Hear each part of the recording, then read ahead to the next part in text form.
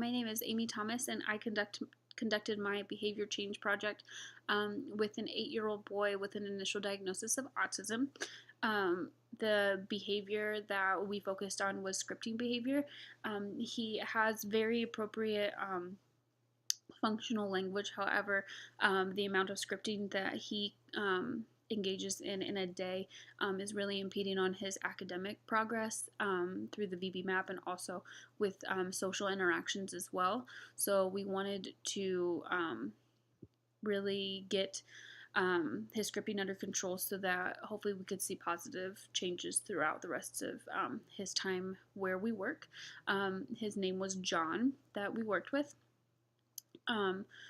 We initially, whenever I decided to do my behavior change project, I thought that the most feasible thing to do for his scripting behavior was to implement a DRO. I found some research and I approached his mother with it. Luckily, his mother is very hands-on and very motivated to take what we do at our center and implement it at home. Unfortunately, since the client who I called John during the study, since John does live in a split household between his mother and father, his mother was afraid that implementing a DRO at home and then having him go over to his father's house, it wouldn't remain consistent, so we wouldn't see as much consistent results or success. So I did some more research, and from preliminary research I found some success with response interruption, redirection, and replacement language, so I went with that route.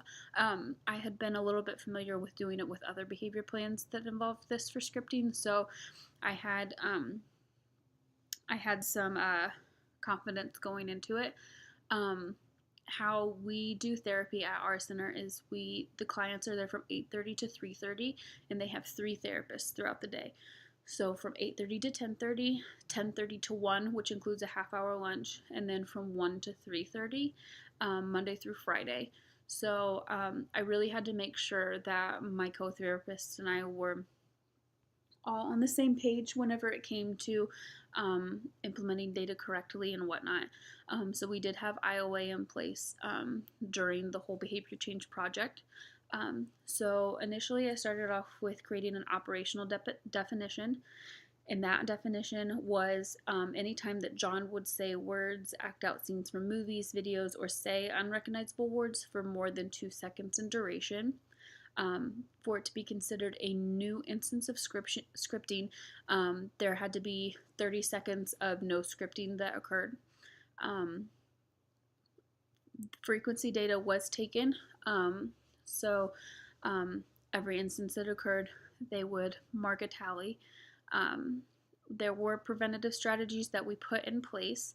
At the time, I believe John had a VI of 7 minutes, so one of the strategies to prevent him from scripting was I didn't want any of the therapists to go over and exceed his VI of 7 minutes, just because that could cause agitation and also increase his scripting or other inconsequential behaviors. I also wanted to make sure that the programming that was being implemented was achievable for him, but also challenging. Reinforcers need to be available, either tangible items that were sitting at his desk, like toys that he would bring from home, or readily access to certain environments like a gym, playground, or motor room. Also, mix and varying the tasks is very important.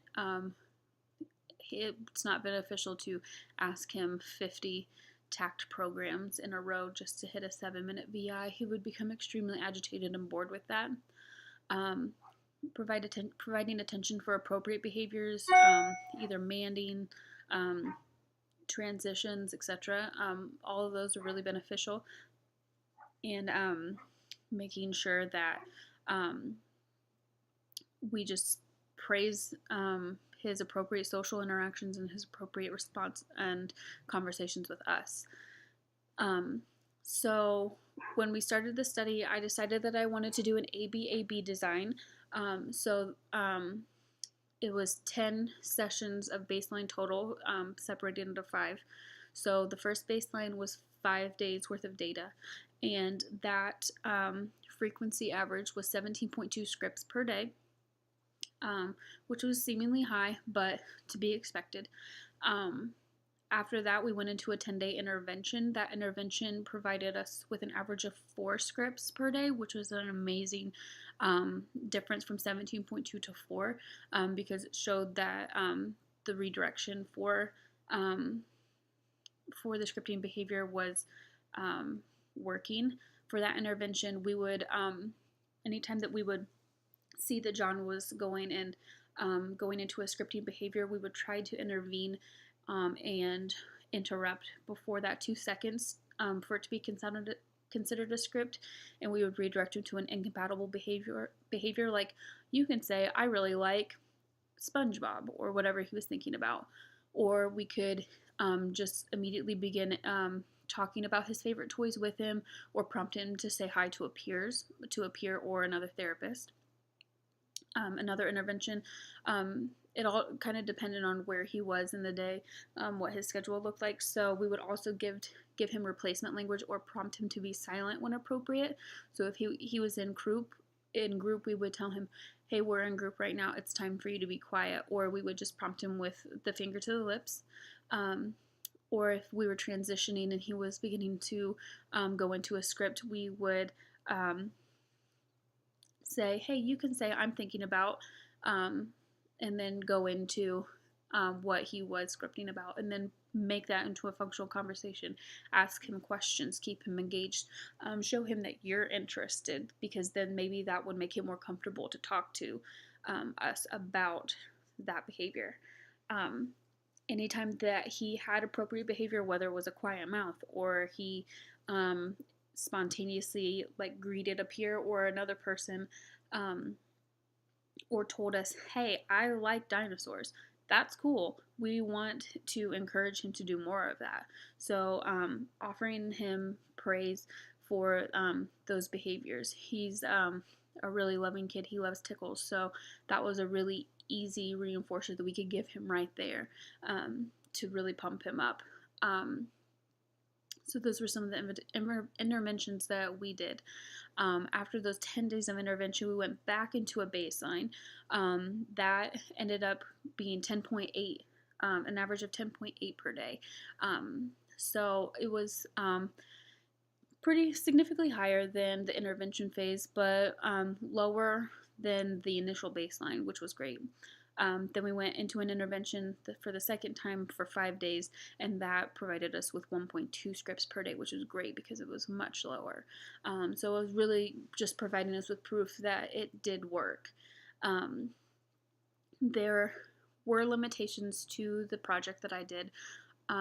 Unfortunately, after the first baseline and the first intervention that lasted 10 days, his mother decided to take him on an impromptu vacation for a week.